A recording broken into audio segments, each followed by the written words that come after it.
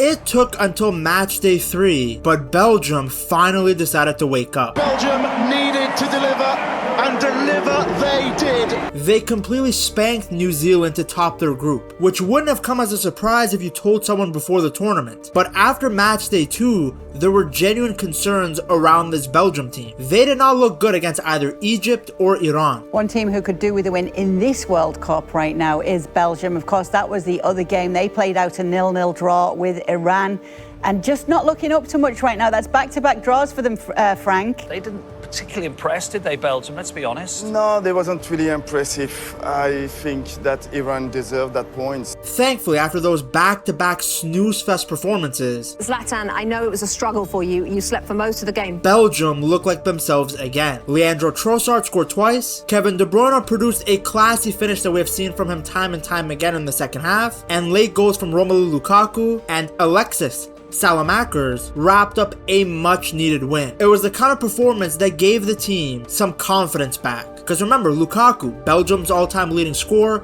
has struggled with injuries and didn't make a single Serie A start for Napoli this season. De Bruyne is still capable of moments of magic, but at nearly 35, he's no longer the unstoppable force he once was. And the one we haven't mentioned yet is De Bruyne. Yeah. And De Bruyne, as good as he is past his best as well. And at the back, Belgium just don't really have the same quality they used to have with legends like Vincent Kompany, Jan Vertonghen, and Toby Alderweireld. It's actually hard to believe that Belgium were ranked #1 in the world just 4 years ago. Their third place finish at the 2018 World Cup felt like the peak of a golden generation. But recently, it's been clear that that era has finally come to an end. I think we have to be realistic here. You know, Belgium coming into this tournament is not the Belgium of the past. This golden generation is completely done. And unfortunately, they're still relying on part of that. Yeah. For years, Belgium's national team carried so much pressure on their shoulders. The golden generation was filled with superstar players who regularly pushed Belgium to the top of the FIFA rankings, but they could never fully deliver the major trophy that everybody expected. That pressure followed the team for almost an entire decade. Now, Belgium feels very different. The country is entering a new era. Doku, Meunier arriving! Belgium have turned it around. Good for Belgium. 2-0. Tremendous football. Tielemans leaves it for Kevin De Bruyne. There's the goal. They spent this first half threatening. Because it continued his run back for Fofana. Beautifully worked Belgium goal.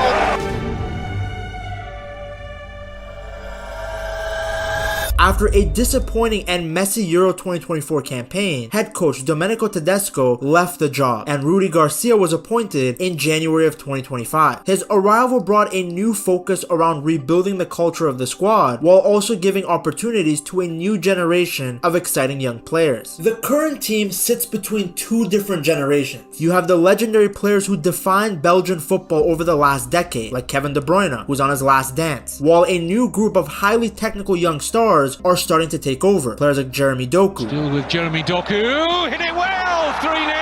What makes this generation interesting is that they seem to carry less emotional baggage than the previous one. Previous Belgian squads were treated like they were destined to win before the tournament had even started. This group feels more unpredictable, younger, freer, and full of raw potential. Many of these players are breaking records and exploding onto the scene across Europe's biggest leagues, which has created a growing belief that Belgium could be building something special again. Belgian football changed forever during the 2018 World Cup in Russia. Finishing third was the greatest achievement of the country's modern era, and it felt like the peak of the famous golden generation, led by players like Eden Hazard, Kevin De Bruyne, and Romelu Lukaku. But after that tournament, the team slowly started losing momentum. Belgium crashed out in the group stage of the 2022 World Cup, and the 2024 Euros ended in another disappointing early exit in the round of 16. A lot of people began to feel that the golden generation had stayed together a little too long without properly refreshing the squad. I guess a lot of these players were carried by big juicy bum Eden Hazard.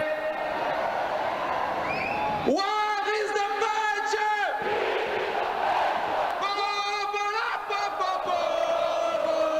As the results declined, the problems behind the scenes became more visible. Tension started building within the squad, and public disagreements involving players like Thibaut Courtois and members of the coaching staff created a negative atmosphere around the national team. Belgium started looking emotionally exhausted. On the pitch, they were tactically predictable, and they were stuck between generations. That's why the arrival of Rudi Garcia felt so important. Garcia is an experienced coach with a strong history of working with young players. I mean, he's the one who helped develop a young Eden Hazard early in his career at Lille. His job with Belgium has been about bringing a fresh energy back into the team while modernizing the way they play. Under Garcia, Belgium went through a difficult 2026 World Cup qualifying campaign, yet they didn't lose a single match, finishing first in Group J. The team looked far more aggressive in their attack as well, scoring 29 goals in 8 games. The journey over the last few years has shown the transition that is happening in the squad. Euro 2024 started badly with a shocking 1-0 loss to Slovakia, but then Belgium recovered with a strong win over Romania. But that tournament ended in disappointment after losing to France in the round of 16. By the start of World Cup qualifying in 2025, the squad already looked so different. Younger players like Maxime de Kuyper, Jeremy Doku, and Malik Fofana started becoming far more important to the way Belgium played. Now, as I stated earlier, the squad is a blend of 2 different generations. Veterans like Courtois, De Bruyne, and Lukaku still provide leadership, experience, and stability in big moments. It's just now around them is a younger group that's bringing in far more speed and creativity to the team. The older stars are there to guide the younger stars during difficult moments. So let's start with the Unks. Kevin De Bruyne is still the brains of this Belgian team. Even at this stage of his career, he remains one of the best creators in world football. During the 2026 World Cup qualifiers, he finished as Belgium's top goal scorer with 6 goals, often playing in a free role where he could move around the pitch and completely control the match. Now, he's had to deal with injuries at Napoli, but when he was healthy, he was still one of the best players out there, constantly creating chances and breaking defensive lines with his passing. When I have talked to Belgian fans, they told me that they feel Kevin De Bruyne's leadership is now equally as important as his abilities on the pitch, because he's the one helping the transition between the up-and-coming stars and the old established players who were on the national team before. Romelu Lukaku remains one of the most debated players in Belgian football, but he remains incredibly important to the team. He's a weird player because sometimes he has these horrible misses, but he also has more international goals than the likes of Diego Maradona. I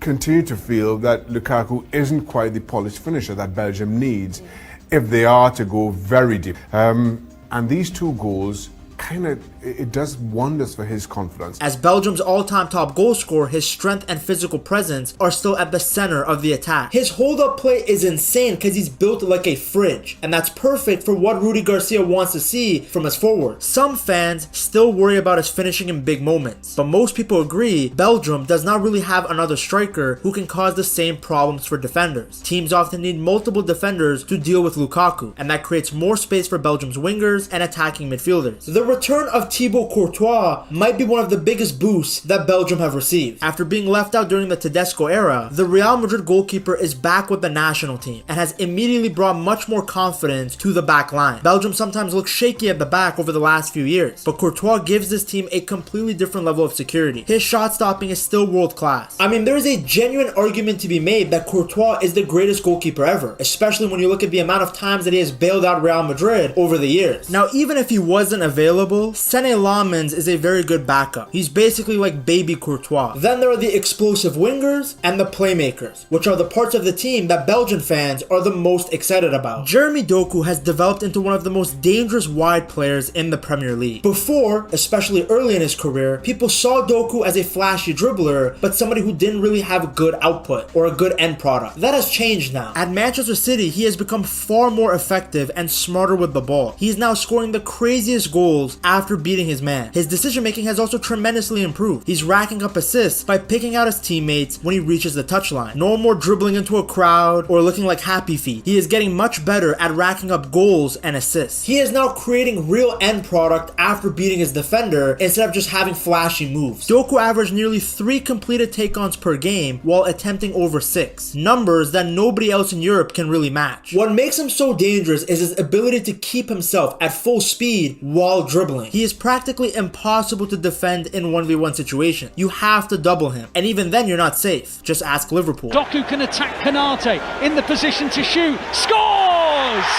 Jeremy Doku! Then late in games, when defenses become tired and spaces open up, Doku becomes even more lethal. In midfield, Belgium looked balanced again thanks to the partnership of Amadou Onana and Youri Tielemans. Amadou Onana, not Andre Onana, you better get his name right, has become the defensive foundation of this Belgian team. At Aston Villa, he's developed into one of the Premier League's most dominant midfielders physically. I mean, this guy is massive, covers a lot of ground, wins aerial battles constantly, and brings so much intensity out of possession. His defensive numbers have been outstanding, ranking near the very top among midfielders for tackles, duels, and aerial wins. In the Premier League alone, he recorded well over 100 tackles and hundreds of physical duels with an impressive success rate. More importantly, his presence gives Belgium stability. Because Onana does so much defensive work, players like De Bruyne and Doku can stay further up the pitch and focus on creating chances instead of constantly tracking back. Then you have Youri Tielemans, who brings the calmness and control alongside Onana. I remember people used to make fun of this guy's speed and body type, saying he's slow and fat. But ever since that video came out that showed Tielemans' POV during a Premier League match, nobody has said a word, because they realized even the guys that look slow on TV are actually operating at the highest level that you can imagine in football. While Onana handles most of the defensive responsibilities, Tielemans helps dictate the rhythm of the game with his passing and positioning. His chemistry with Onana at Aston Villa has carried over naturally into the national team setup, giving Belgium a midfield partnership that already understands each other so well. Tielemans also adds another threat going forward because of his ability to strike the ball from distance. Make something of it. How about that for a hit from Youri Tielemans? And he's very good at delivering set pieces. That gives Belgium more variety in their attack and makes them harder to defend against, especially in tight tournament matches where one moment from outside the box or a set piece delivery can completely change a game. Like Tielemans can easily put in a cross and then Onana dunks over everybody. Belgium also has a really exciting group of underrated players that have come through the ranks that have completely changed the mood around the national team. Maxime de Kuiper has quickly become one of the most talked about young Belgian players, especially because the national team has struggled for years to properly solve the fullback position. After moving to Brighton in 2025 for around 20 million euros, he adapted to the Premier League surprisingly fast. In the 2025-2026 season, he got 5 goals and 5 assists across all competitions. Fans love his crossing ability, his calmness under pressure with the ball, and the quality he brings from set pieces. Zeno de Bast looks like the future leader of this Belgian national team back line. I mean, look at some of the goals he has scored at Sporting.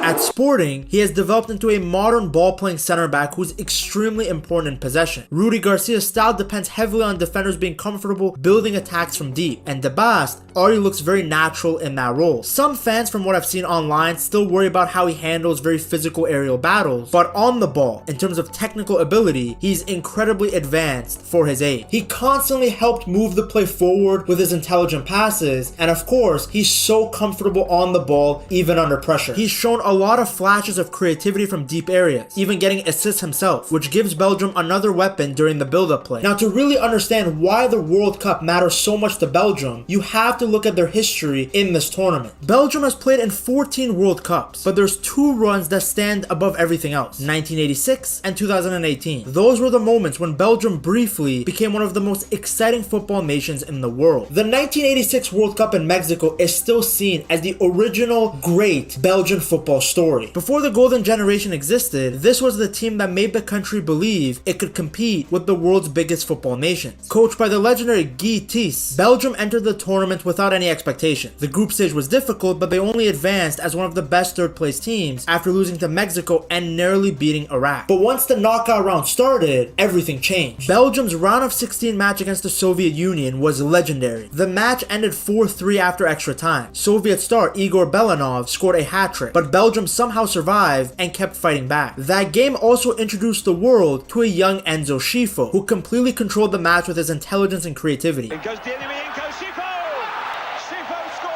At just 20 years old, he looked fearless on the biggest stage and ended up winning the tournament's Best Young Player award. In the quarterfinals against Spain, goalkeeper Jean-Marie Pfaff became a national hero during a penalty shootout with some of his huge saves. Belgium's run finally ended in the semifinals against Diego Maradona's Argentina, but finishing 4th was the greatest achievement in Belgian football history at the time and remained that way for over 30 years. Over the next few decades, Belgium had some strong teams and some great individual players, but they could never get past the round of 16 or the quarterfinals. quarterfinals. Enzo Shifu continued to lead the team in the 1990s, while players like Michel Prudhomme and Marc Wilmo carried the country through later tournaments. But Belgium never truly looked like a team capable of winning the World Cup again until the rise of the Golden Generation. That brings us to Russia 2018, the tournament that defined modern Belgian football. Under Roberto Martinez, Belgium had some of the best attackers in the world. The squad was filled with world-class talents in every area of the pitch, like Eden Hazard, Kevin De Bruyne, Romelu Lukaku, Thibaut Courtois. Even the back line was stacked with Jan Vertonghen and Alderweireld. This was the tournament where everything finally seemed to come together. That round of 16 match against Japan became one of the most unforgettable matches in World Cup history. Belgium shockingly went down 2-0 with barely 20 minutes left and looked close to another painful collapse. Martinez responded by making some tactical changes, like bringing on the big man Marouane Fellaini and also bringing on Chadli to completely change the momentum of the match. Belgium fought back immediately. Jan Vertonghen scored with a looping header.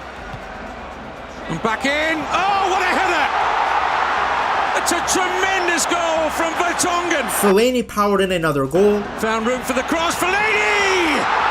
And suddenly the game was level. Then in the 94th minute, Belgium launched a perfect counterattack that went from one end of the pitch to the other in seconds. Courtois started the move, De Bruyne drove through the midfield, Lukaku brilliantly left the ball untouched, and Chadli finished the move to complete an incredible comeback victory. Lukaku, and here's a winner! Oh, can you believe it? Then came Brazil in the quarterfinals, a match that many Belgian fans see as the greatest performance in their country's history. Roberto Martinez made a bold tactical adjustment by moving KDB into a false 9 role and using Lukaku on the right side to attack Brazil's weaknesses in transition. The plan worked. Belgium scored twice, including a powerful strike from De Bruyne after one of Lukaku's famous driving runs through the midfield. De Bruyne, 2-0! Belgium, what is going on here? Brazil pushed hard late in the game, but Courtois produced one of the defining saves of the tournament by tipping Neymar's shot away in the final moments. Belgium won 2-1 and finally got the huge statement win that fans had been waiting for years to see. Roberto Martinez, you said us before, this was the game they were born for, and they did it. They did, and I think you saw it. They were incredible hearts out there. Although the dream ended with a semi-final loss to the croissant lovers France, Belgium still finished third after beating England in the playoff match. That bronze medal became the greatest achievement in Belgian football history and turned the 2018 squad into legends forever. Now, of course, this Belgium team isn't as talented as some of the previous generations, but in many ways, that could be a good thing. For the first time in years, they don't have to carry the pressure of being called the team that has to win. During the peak of the Golden Generation, every World Cup and Euros came with massive expectations. Fans and the media treated Belgium like a future champion before a ball had even been kicked, and that pressure slowly became a burden for the squad. Now things feel different. The Belgian team has far less noise around them, and that could actually become one of their biggest strengths. Now, they're not the only team looking to make some noise at the World Cup. To know everything possible about the 2026 World Cup, you have to watch this guide right here.